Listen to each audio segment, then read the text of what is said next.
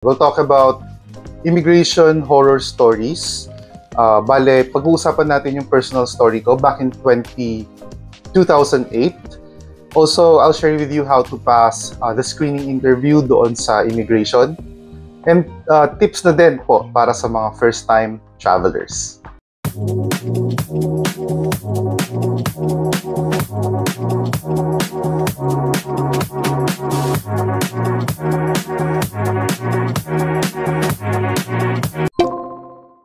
So today guys, ikikwento ko muna sa inyo yung personal experiences ko.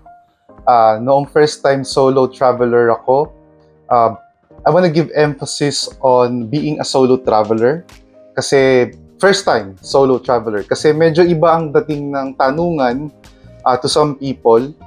And also, I will be sharing with you a personal story ng friend ko who actually experienced offloading o hindi siya natuloy sa flight niya.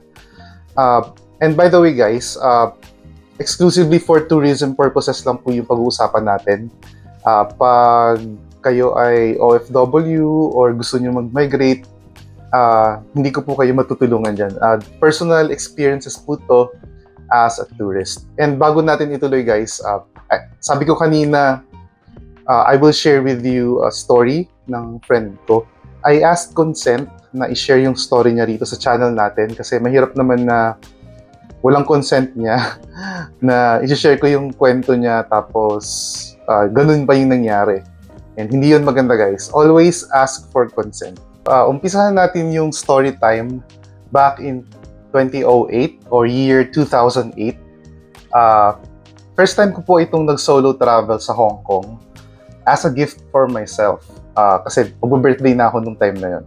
So, back then, hindi ko alam na madami palang questions ang mga immigration officers, lalong-lalo na kapag first-time travelers. So, I was very naive that time. Hindi ko alam na may ganun pa palang stage or process na pagdadaanan ang mga travelers. So, ako na, yun nga, solo traveler after many years. Hindi naman ako first-time traveler, guys, back then.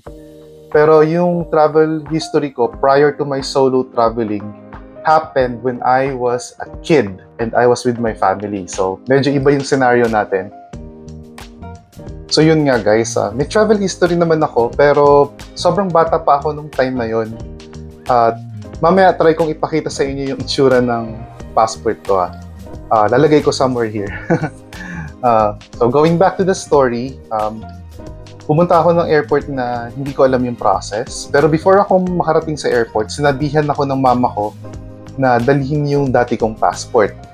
Hindi ko alam. I didn't know what it meant that time. Pero mamaya yung passport na yon, meron naman siyang magiging role sa takbo ng immigration story ko.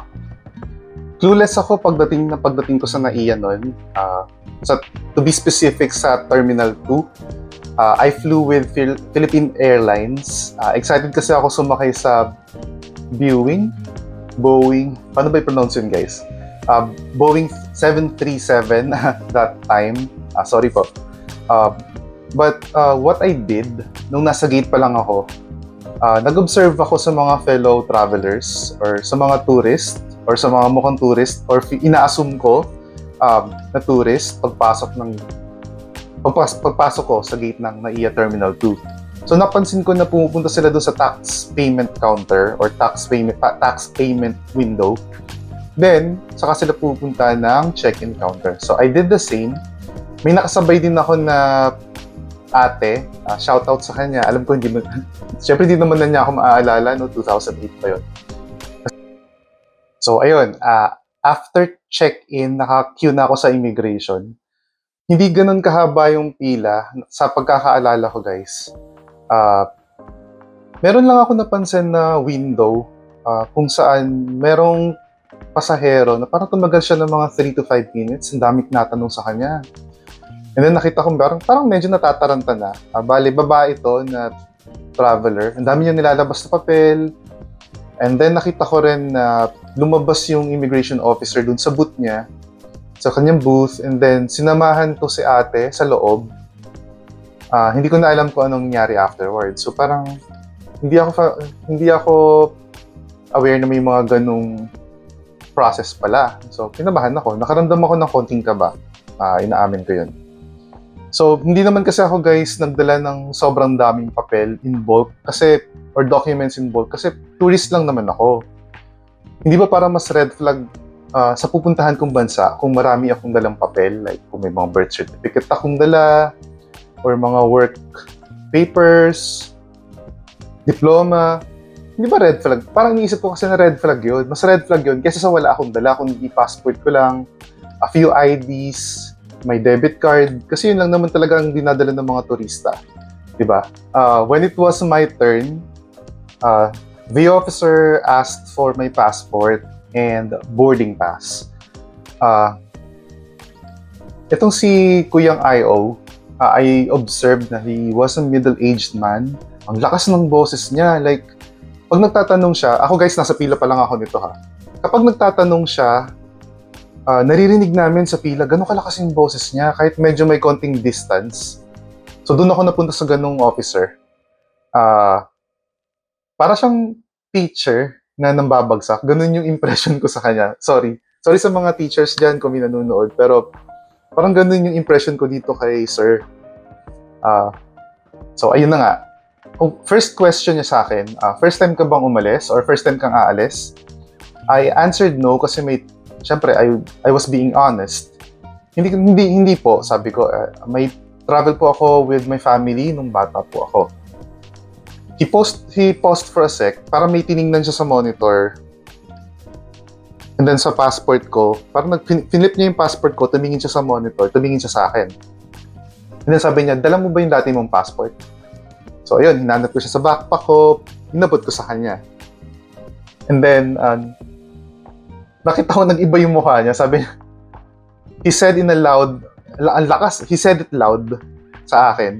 Ikaw ba to? Ang cute mo dito baby ka pa dito So, ito yung itsura ng passport ko guys. So, nung time na yun, parang nagkaroon ng kumbaga nagkaroon ng change sa mood doon sa booth. At nakakatawa nga kasi yung mga katabi niyang immigration officers din, napatingin, tapos parang nagtawanan sila. Hindi ko alam kung ma-offend ako or... Pero basta, at least gano'n naman yung mood. Hindi naman yung mabigat na nakakatakot. At least nag-iba yung itsura ni Kuya. So yun, nag-lighten up yung mood. But there were follow-up questions. And he asked for a few documents din. So, in no particular order, he asked me to present the following. First, COE or Certificate of Employment. Hindi ko dala. Hindi ako nag-apply or hindi ako kumuha ng COE sa amin kasi nga wala sa isip ko. So sabi ko, wala po akong COE. Okay lang po ba kung ID na lang pakita ko? And yeah, he accepted my ID. And he also asked for my return trip or round-trip tickets. Tinanong din niya ako na accommodation proof or proof of accommodation kung saan hotel ako magstay. And then, nagulat din ako sa huli niyang tinanong sa akin. I think unusual naman tong question na to, pero syempre, they have to know somehow. Tinanong ako like, magkano ang dala kong pera? So, maging honest naman ako sa kanya. Sabi ko, sir, kung sa bills po, meron po akong $200 and then sa debit card ko, meron po akong this amount, mga 5 digits na amount, enough para makasurvive ako ng mga 5 days sa bansa na pupuntahan ko. So what he did, he asked for my debit card. So tinignan niya yung passport ko. So I was assuming na tinitingnan niya if the name on my debit card matches the name on my passport. Hindi niya ako inask ng bank statement or ng current balance. I'm sorry. Ng evidence na yun nga ang laman ng debit card ko. Pero tinignan niya. Kasi that time guys, hindi pa naman uso ang online banking, hindi pa naman uso ang mga soft copies. So that time, ang way ng pag-screen nila is to check if yung name ng card mo nagma-match sa valid ID mo. And also, tinitingnan niya kung totoo ba yung card. May dala ka bang debit card o wala. Kasi 2008, ito pa lang yung peak ng paggamit ng debit card instead of credit card. So yun. nakalusot tayo, guys. Natuwa ako nakita ko nung binalik na niya sa akin yung card, binalik niya sa akin yung boarding pass and some of my IDs and yung mga travel vouchers ko, binalik na niya. And then pinakahuli yung passport and then he stamped it. Then I thanked him. I wished him a good day. Saka dumiretso na po ako sa security inspection. Actually, yung from the immigration experience to the boarding gate, parang blur yung moment na yun. Hindi ko naaalala. Siguro overwhelmed ako na may pinagdaanan akong experience sa immigration. Kaya sa recollection ko, hindi ko masyado naaalala kung anong mga ginawa ko after the security inspection. Hindi ko maalala kung kumain ba ako ng siopaw, nag-music na lang ba ako, hindi ko naalala kung nag-toilet break ako. Wala akong maalala at all kung ano nangyari doon. Pero grateful ako na nakalusot ako sa first attempt ko as a solo traveler back in 2008. And sa mga naririnig-rinig ko, pareho pa rin naman yung way of screening nila sa mga solo travelers mula noon up until today as we speak. So, conclusion lang guys, sa experience ko lang to ha, be confident, one question, one answer. Huwag kang mag-initiate ng kahit ano, huwag tayong bida-bida. Kung ano lang po yung tinanong ni immigration officer, yun lang po yung sagutin natin. Kung ano lang po yung hiningin yung document, yun lang po ang ating ibibigay. Kasi may raise a few questions or few new questions kapag inabot natin ang dami-daming papel sa kanya. Lalo magre-raise ng red flag yun, guys. So, fast forward tayo sa mga recent travels ko. Merong 3 question, 2 or 3 questions na palaging tinatanong sa akin. Number 1, are you a government employee? Number 2, sino kasama ko? Number 3, kung kailan ako babalik. Yan na lang yung tinatanong sa akin guys tuwing lalabas ako ng bansa. And syempre nakakaramdam pa rin tayo ng kaba pero grateful naman tayo na kahit pa paano sa mga na-experience natin, hindi na tayo na-stress or na-toxic. So continuation guys, ito na yung immigration or IO horror story ng friend ko na sinabi kong i-share ko sa inyo. So, itago natin siya sa pangalang Lady. So, back in 2016, year 2016, si Lady nakituloy sa bahay namin dito sa Quezon City. Kasi si Lady po, nakatira siya sa isang province sa Central Luzon. Hindi ko na lang babanggitin kung saan kasi para rin ma-protect yung privacy niya. Again, nag-ask ako ng permission kung pwede kong i-share yung story niya dito sa vlog natin. So, going back, may flight po si Lady kinabukasan going to Singapore. Madaling araw yung flight niya. At pagdating ni Lady sa bahay, pagdating niya sa bahay, nagkatinginan kami ng mama ko.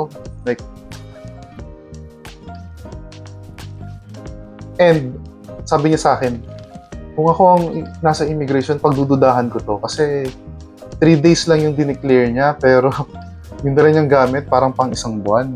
Baka mag-raise ng red flag to. At ayun nga, kasi po si Lady ay na-invite ng isa pa niyang friend na mag-work sa Middle East. So, from Singapore, ang plano sana nila is tumawid ng Middle East at mag-work siya ron as a nanny. Guys, take note sa scenario. So, cross-country trip, ang i-attempt niya, kaya kabado si friend. So, parang, kasi sa nature naman ng friend ko na to, ni Lady, napaka-timid nito. Siya yung woman of few words. At yun na nga, napaka-soft-spoken niya. And I can see, I saw na that time na sobra siyang kinakabahan. Kasi wala po siyang proof of ties or strong ties dito sa Philippines. She didn't have a full-time job. She was working in between jobs pa part-time. At alam niya po yung risk na mangyayari if hindi siya makatuloy sa Singapore. Kasi, guys, she's a solo female traveler. Walang proof of work or business. May pera naman siya sa bank, which was newly opened, sabi niya sa akin, At nag-deposit yung friend niya doon na parang show money. Hindi ko alam kung magkano, pero mga 5 digits din. So, ayun nga. Sabi ko natakot ako kasi yung bank account niya kaka-open lang a few days ago. So yun guys, mga after midnight, around 1 a.m., I booked an Uber for Lady. So, year 2016 pa to guys, kaya may Uber pa to nung time na to. At pagkabook ko ng Uber kay Lady, natulog na ako. And then, around 5 in the morning, naka-receive ako ng call. Narinig ko nagre-ring yung phone ko. And nakita ko na si Lady yung tumatawag. So, excited pa ako na sinagot yun. Pagsagot ko ng phone, sabi ko, oh, nasa plane ka na. Pero tahimik lang yung narinig kong response. Parang a few seconds before ko narinig yung boses niya. Sabi niya sa akin, friend, na-offload ako. So, nung time na yun, kinokollect ko pala yung sarili ko kasi kagigising ko pa lang. And then, puyat pa ako. Para akong nabuhusan ng malamig na tubig. Nawala yung antok ko. Siyempre, nag-worry ako sa friend ko dahil ano gagawin niya? Sayang yung gastos, sayang yung bayad. And then, hindi pa siya marunong mag-book ng Uber from airport pabalik sa amin. Pero, in-instruct ko na lang siya kung saan siya sasakay. Susunduin ko na lang siya sa may train station malapit sa bahay namin. So, pagdating niya sa bahay, kinuwento na sa akin ni Lady kung ano yung mga nangyari sa airport. So, nung nasa immigration na si Lady, ito yung mga tinanong sa kanya. Saan ang punta, anong gagawin, sinong kasama, ilang araw. She was able to answer the initial sets of questions. Pero dun sa pangalawang tanungan, or pangalawang phase ng tanungan, dun na siya kinabahan. So ito na, tinanong na ng IO ngayon, sabi niya babae daw, mga nasa late 20s ang description niya. Tinanong siya, anong trabaho mo? So sabi niya, nagpa-part-time. Paano ka nagkaroon ng money sa tour? So sinabi naman niya na ipon niya. And then the immigration officer asked more questions. Like, may kikitain ka ba sa Singapore? So naging honest siya, sabi niya, may friend po ako na i-meet sa Singapore. At dito na nag-ask ng mga documents si immigration officer. Unang-unang tinanong ni immigration officer, bank statement. Tapos, nag-request si immigration officer na tingnan yung inbox at Viber ni Lady. At dito, kinabahan siya ng todo. So guys, subject pala si Lady sa secondary inspection ha. And nung time na to, doon na tinanong ng officer yung inbox, yung kung anong laman ng inbox niya, ng Viber, Messenger. And the officer found out na may balak siya mag-cross country. Guys, bawal to. At ang mga immigration officers natin, trabaho po nila yan. Magaling po ang intuition nila pagdating sa mga bagay na to.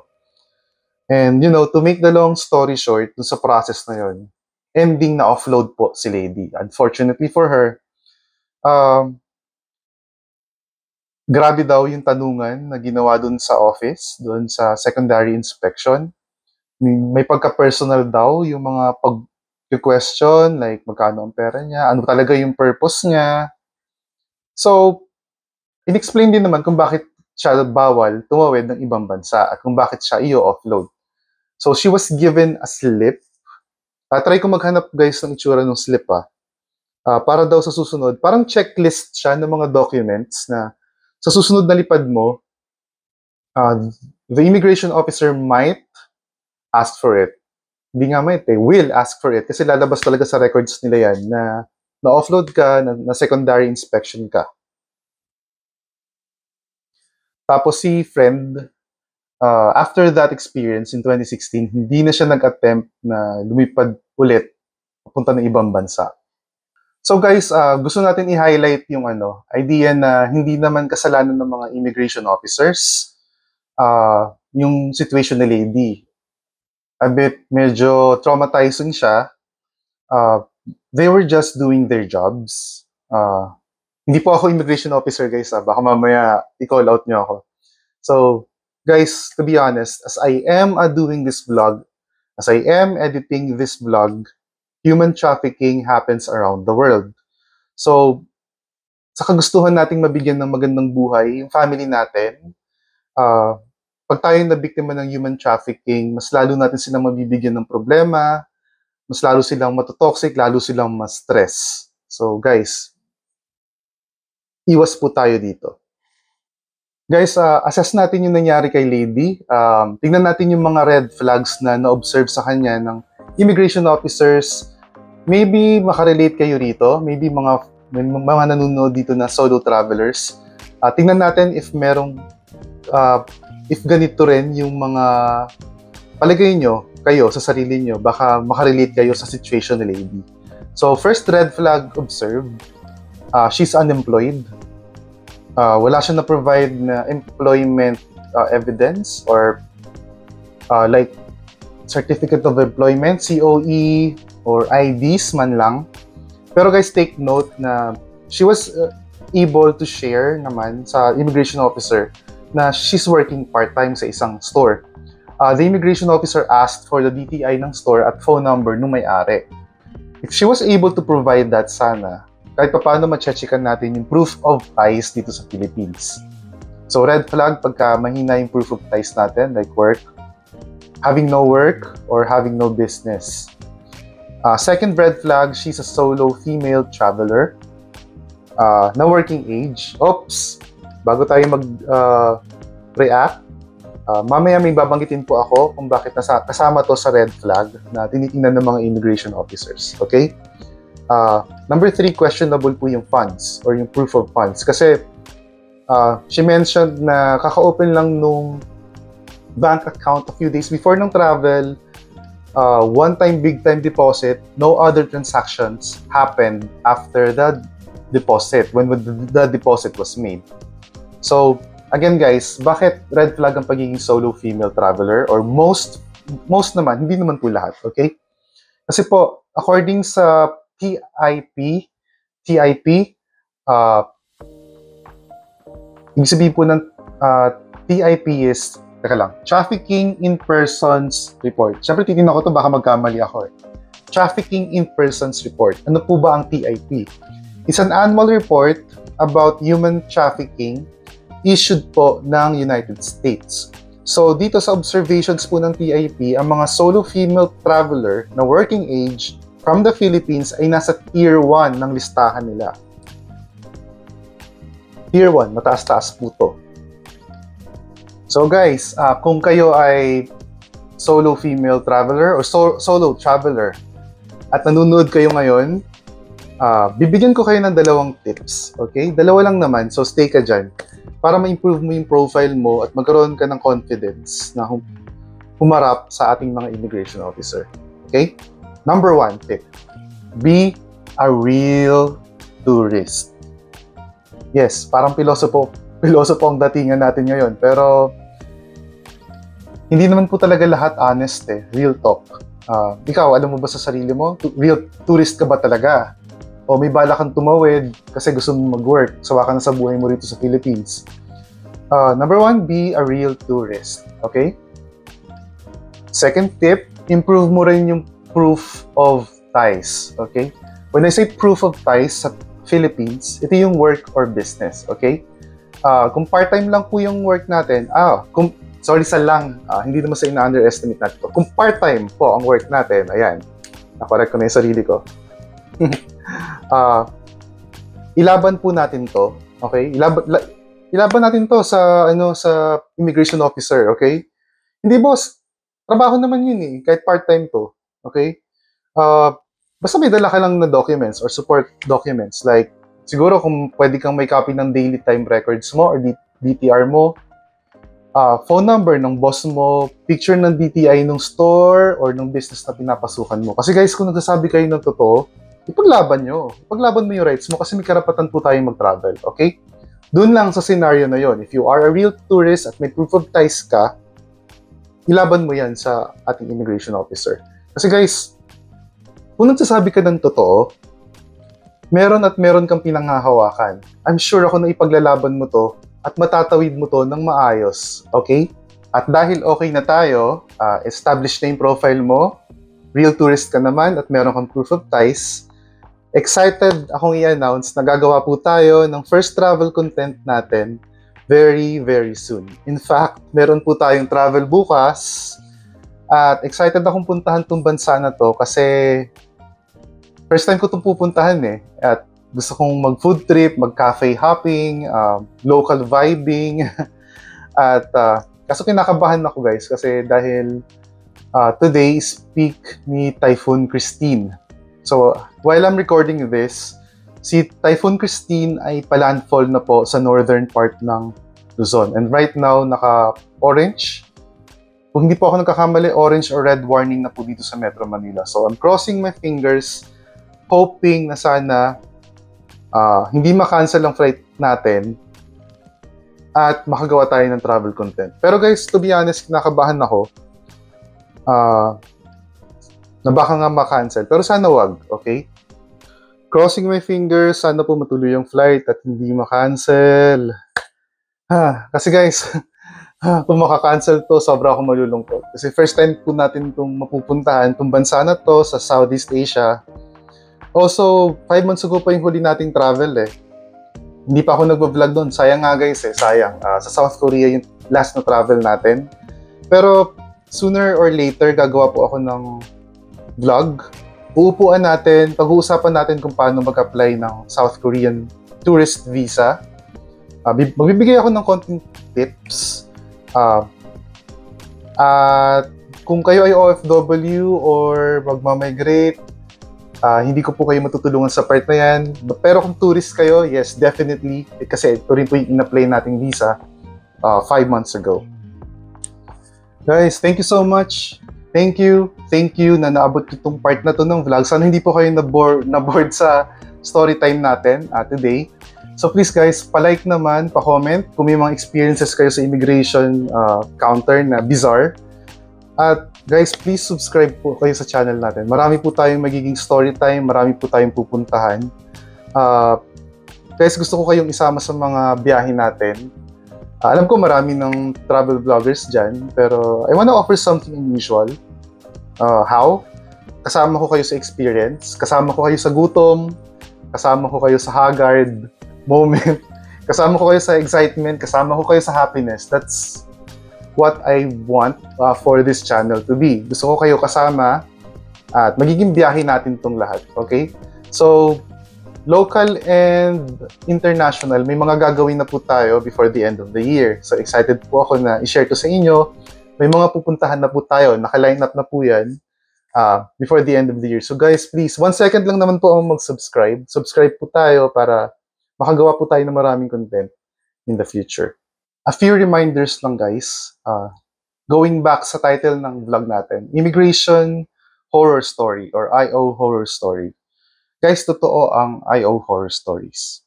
Okay? Totoo po ito at nangyayari ito. Alam niyo kung ano yung IO Horror Story na totoo? Ito ay kung mabibiktima tayo ng human trafficking. Have a good day.